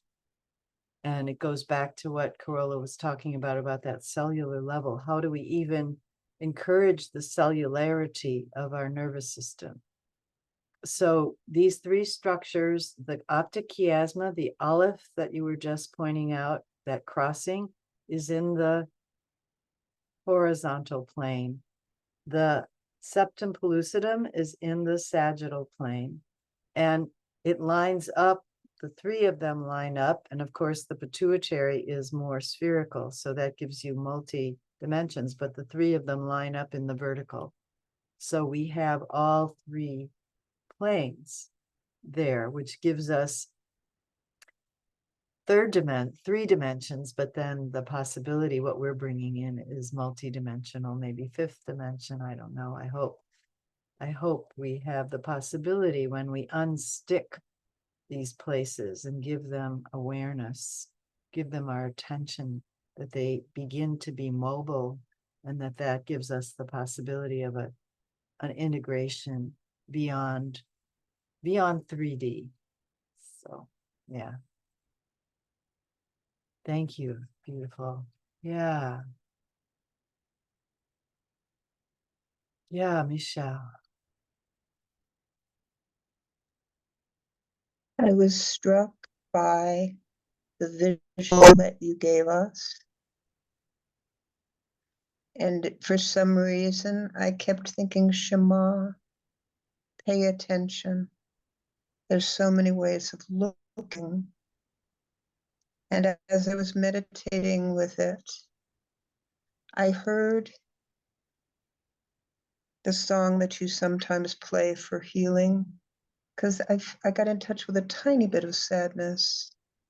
And I heard the song, "We're sending you light to heal you and hold you." And this whole time, there has been so much comfort, like being wrapped in my mother's arms and rocked. It's exquisite. We're sending you light to heal you and hold you. Pay attention. Thank you.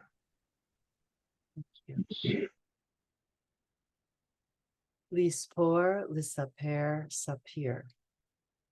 So we count, we tell, and it's really a soul story that we're telling, not just a historical story with the Spirot, in order that we can open the spaces to really receive whatever light, whatever color, quality of light can be available to us.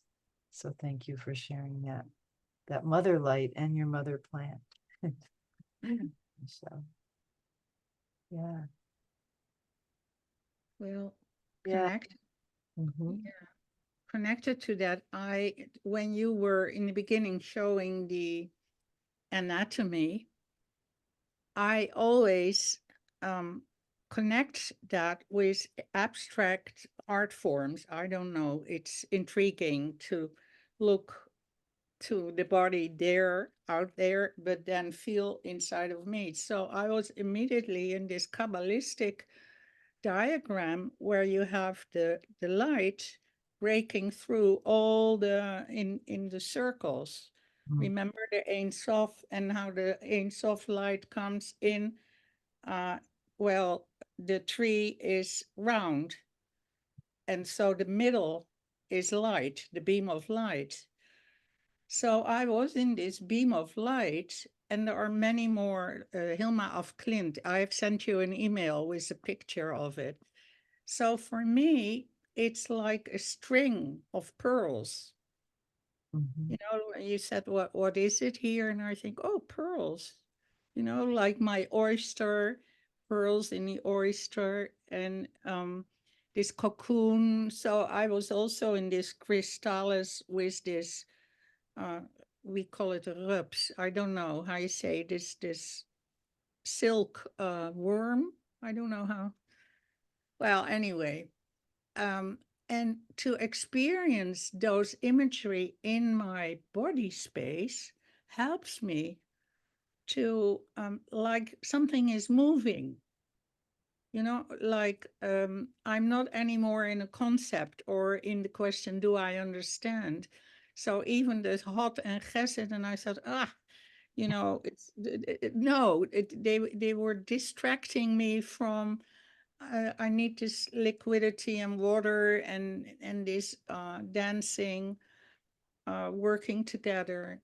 It wasn't, I say, I think the whole structure of the tree, which is coming down to us, like these rigid lines is not helping me anymore. Yeah. Somehow.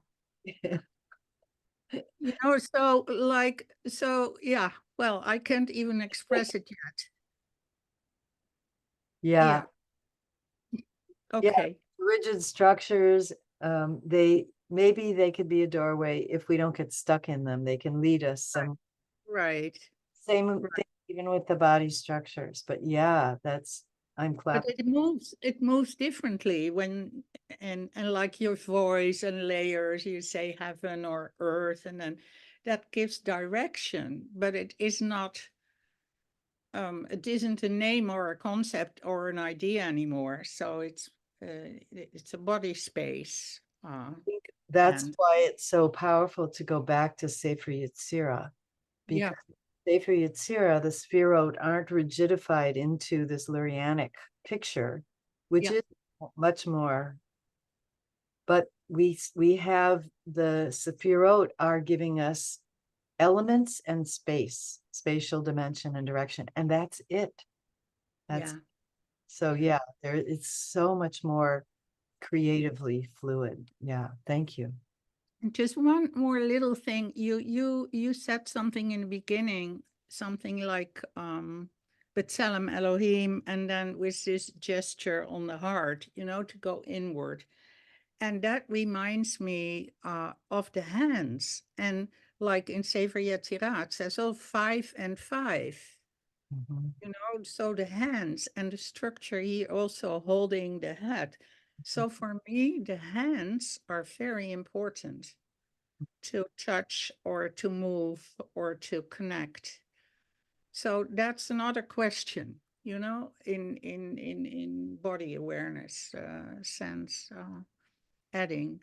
Yes, and I'll just say that part of the Omer liturgy is the Vihi Noam about the work of our hands, and I wanted to actually close with that song today. Right. And Yes. you'll see, I have a slide with the words that I'll bring up that has the two hands here. So we have this and yeah. Yeah, so anything else that we want to, yes, Evelyn. Very quickly, after we chanted, I couldn't be still. I didn't have a still central column. I was really, I mean, I almost got a little dizzy just feeling that really tiny micro movements, but it reminded me that, you know, in the mid 19th century, when the poets were so troubled by good and evil, like it's a scaffolding, right? It's a structure. And they hated that because that was the Catholic upbringing, of course. And so, you know, I think it began with Baudelaire, but doesn't matter. They understood that we define differences, we define binaries in order to create the movement between them. Like they're not real. They're just linguistic. Yeah. Thank you. Okay. Nice response, DeBarty. Thank you. But it was beautiful experience. I mean, physically that was embodied, very, very powerful. So thank you. Thank you. It's so far out. I mean, I just love how each one of us is sort of making these connections out into the various disciplines that we are trained in, and how it can, there's so much relationality and everything can be shaken up. I think I first had this experience of the completely moving fluid center when I did continuum movement work. And we did this very simple exercise of just slowly, slowly, slowly turning the head and to the side and back, you know, and when you came back, it was like, okay, where is the center? It's not a place. It's not a, yeah. So it is this dynamic dance of balance. And I love how you Baudelaire and the Ripschitzer Rabbi, or however that was. And yes. Anything you want to add, Rhonda, before we close? No, I just feel much more spacious, and that compassion and loving kindness in my hod. And anyway, I just could have sat there in that expansive place. So thank you. You're welcome. I hope you will. I hope we all will. And I'm actually finding when I do the chanting, the most powerful part of it now is the silence in Mhm. the directions. That's when it just expands. And I think I learned that, I experienced that with Abraham Leader doing the Abulafian chanting and adding the resting breaths, which was, I hadn't been taught that before, and the resting breaths in between the chanting. It's similar to what Reb Shefa says about after the chant is when the vibration continues to move. And then, so we'll close with Vihi Noam and yeah, the Aleph in the silence, right. And now I'm going to think about that in my vision. And, you know, this goes back to what you were saying, Carola, about how your neighbor came in and saw a certain thing. Well, and how do I see what I see in the world? And seeing is a big way that we kind of fix ourselves in certain patterns. Yeah. And so this is really a powerful way of beginning to free that up. Liberation on all levels. So let me bring up finally the Vaihi Noam. Now I have to show it to you since I talked about it. And let's see.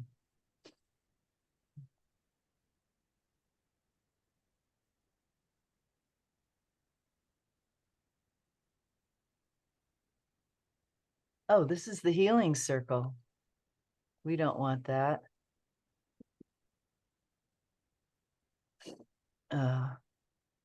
Why did it bring that up?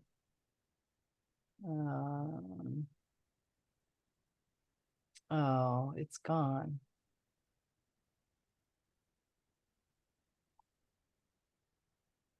We know it. I know. I just wanted to show my slide.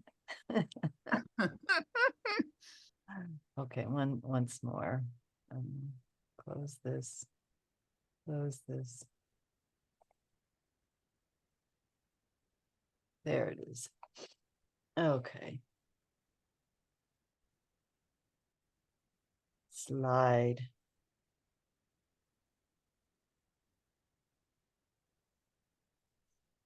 Okay. Okay, join me in our liturgy. Vihi Noam, our two hands coming to center. And I have to turn on the original sound.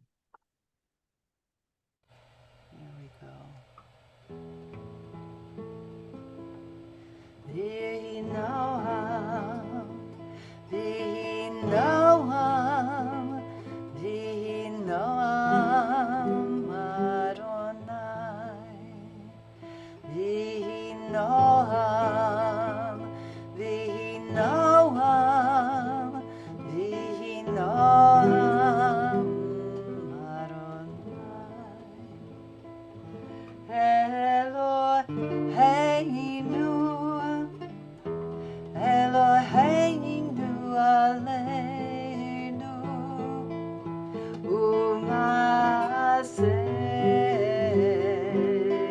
Umaaseh Yadeinu, Konana aleinu, Umaaseh Yadeinu, Umaaseh Yadeinu, Konanehu,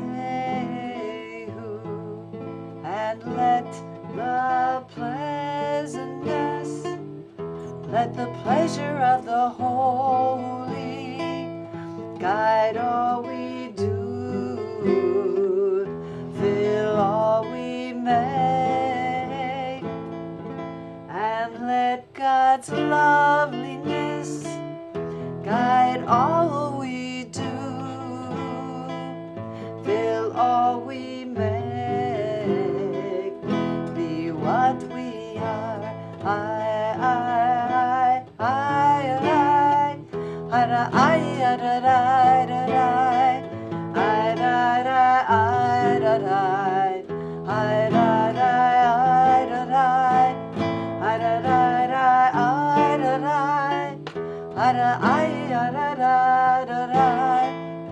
Ah, da, da, da, ah, da, da. Ay, ay, ay, ay. Vihi Noam, Vihi Noam, Vihi Noam, Adonai,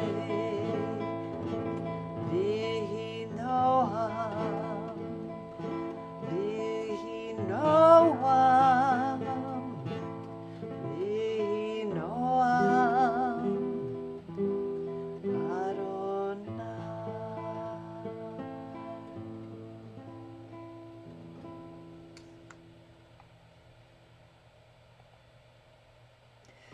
Hag Sameach, everybody. Have a Hag beautiful Sameach. Hag Sameach, everybody. Right. Happy birthday. Thank you. Great to be with you all. Much love. Thank you. Thank so you, much. Abby. Thank you. Thank Do you, you everyone. have Vehi Noam on record? Do you have it? I have a recording. I can send it to you. I would appreciate. May I use it then in a little group? Yeah, absolutely. Bye. Oh, good counting.